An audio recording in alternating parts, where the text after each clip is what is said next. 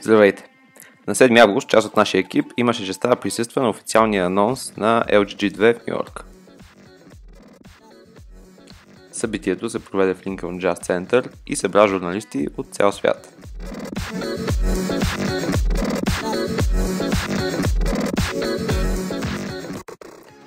Освен да бъдем запознати с възможностите на новия флагман на LG от представители на компанията, Qualcomm и AT&T, имахме честта да изпробваме смартфона първи. Докато очакваме да получим тестова бройка на смартфона за пълно ревю, ще се опитаме да ви запознаем с някои от най-интересните му възможности от кратките моменти, в които успяхме да се срещнем с няколко тестови бройки след събитието. Имайте предвид, че както софтуера, така и хардуера не са финални.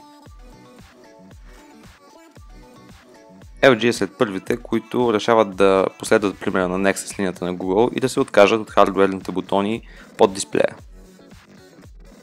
Всъщност няма бутони и на профила. Всички хардуерни бутони са разположени под камерата, за усилване и намаляване на звука и Power бутона. Това е естествената позиция на пръста ви, докато водите разговор или докато държите голям смартфон като LG G2. Удобното разположение на тези бутони ги прави удачни и за бързо стартиране на камерата или други функции. Споменавайки камерата, няма как да не отбележим, че тя е 13 мегапикселова и с оптична стабилизация, но за разлика от всички подобни камери до сега, тя не изпъква на гърба на смартфона. LG набляга на крайните изживявания, а не на хардуера, но все пак трябва да споменем, че смартфонът използва най-мощния процесор на Qualcomm Snapdragon 800, комбиниран с 2 ГБ RAM и батерия с впечатляващия капацитет от 3000 мАч. Смартфонът има невероятен 5,2 инчов 1080p дисплей, но колкото и да ви допада той, нямаше как да не споделим интересния аксесуар на LG, който ви позволява да използвате само част от него за визуализация на своеобразни уиджети. Кълъвът идва в много различни цветове и може да се използва от няколко вградени уиджета, които вероятно ще бъдат повече, когато G2 бъде на пазара. Сега ще ви покажем само някои от тях.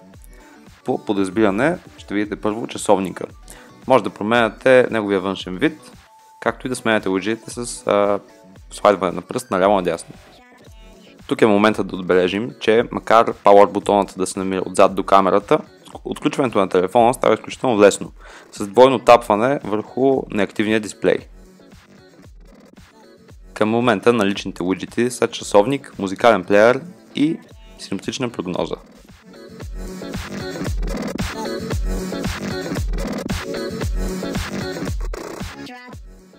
Бихме могли да кажем, че LG G2 е всестранно развит смартфон. Корейците наблягат и на аудиовъзможностите му, като обещават, че дори с вградените спикъри и с слушалката в комплекта, той може да възпроизвежда качество по-добро от такова на стандартно аудио CD, а както знаете, те все още са еталон за качество. Това е постигнато не само чрез добри аудиодрайвери и отличен хардуер, но и чрез внедрена поддръжка за lossless формата FLAC в музикалния плеер. Очаквайте пълното ни ревю на LG G2 съвсем скоро.